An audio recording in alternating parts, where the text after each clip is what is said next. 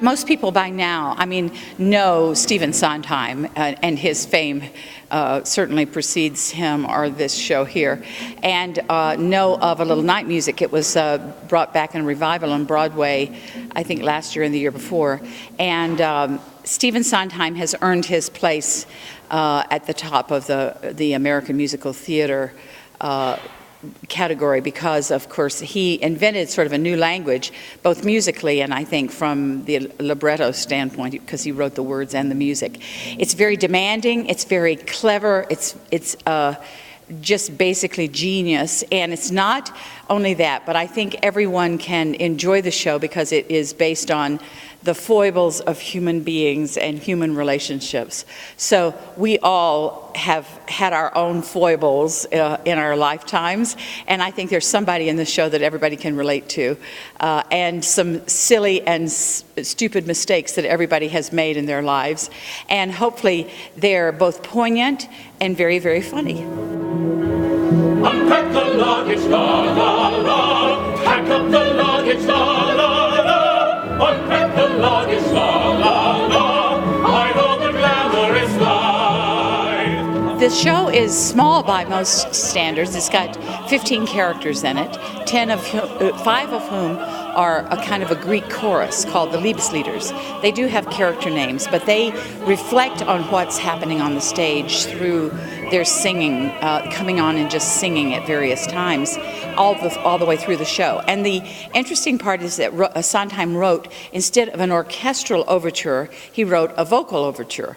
And so these 5 Liebeslieders come on and give us some clues as to what the evening is going to be about.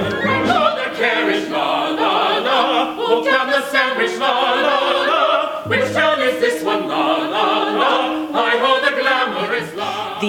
The other 10 main characters consist of relationships, sort of threesomes, really, and then how those threesomes become twosomes in the end.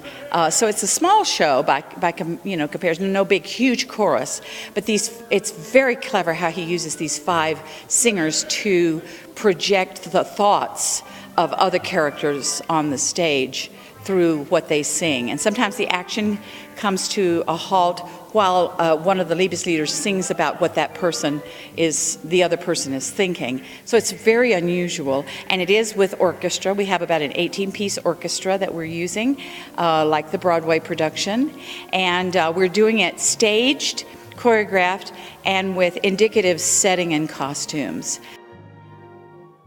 It's a reunion of sorts. So all of these faces and figures who I've been a part of in Opera Theater, the Rockies productions, and productions at Colorado College, and along the Front Range have all kind of come together. And there's really no better show, I think, in my opinion, that kind of, showcases these various talents in an ensemble setting. And I love seeing Martile on stage too. I love her acting, and everybody has a great time backstage and on stage.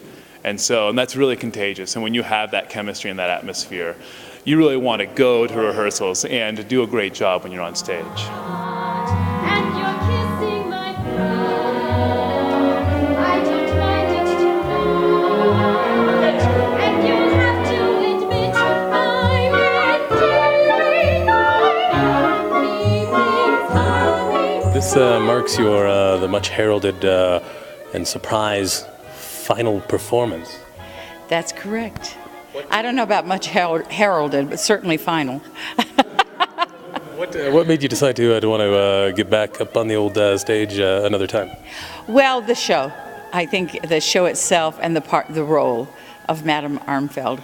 I have always loved this role since I saw the original Broadway production back in the old days, I think 1972 or 73 when it opened. And I always loved the role. And when we decided to do it, I thought, now here, I have my chance. It was on my bucket list. And there aren't too many things left on my bucket list, actually. So this is a wonderful opportunity for me. I never really did a formal sort of goodbye performance because I just stopped singing about 7 years ago, and I thought, well, I'll make a comeback and a farewell all at the same time. So it was very tidy. Did you have to do anything in particular to get back in singing form, or have you just secretly maintained that over the years? I have not maintained it, and it's probably for this role that was a good thing. Because the role is, I'm saying that I've gone from bel canto to canbelto in this role because Tell us what that means. I sang this wonderful Bellini, Donizetti, early Verdi repertoire for many years called bel canto, which just means beautiful singing. And now I'm reversing that into the canbelto, meaning that I'm singing very low and very belty for this role as the old Madame Armfeldt. So it's it seems justice, I think, to end on that in that way.